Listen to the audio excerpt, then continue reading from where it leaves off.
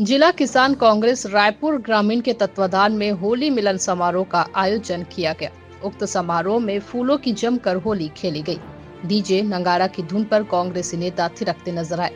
रायपुर जिला तिल्दा नेवरा में आयोजित होली मिलन समारोह में प्रदेश से लेकर जिला स्तर के पदाधिकारीगण उपस्थित हुए।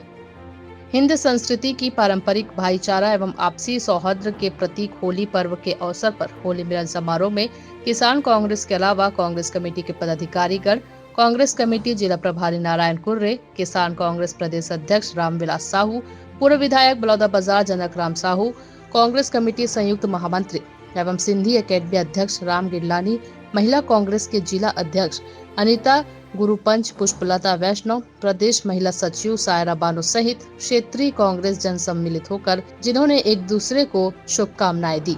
तिल्दा नेवरा से अजय नेताम की रिपोर्ट।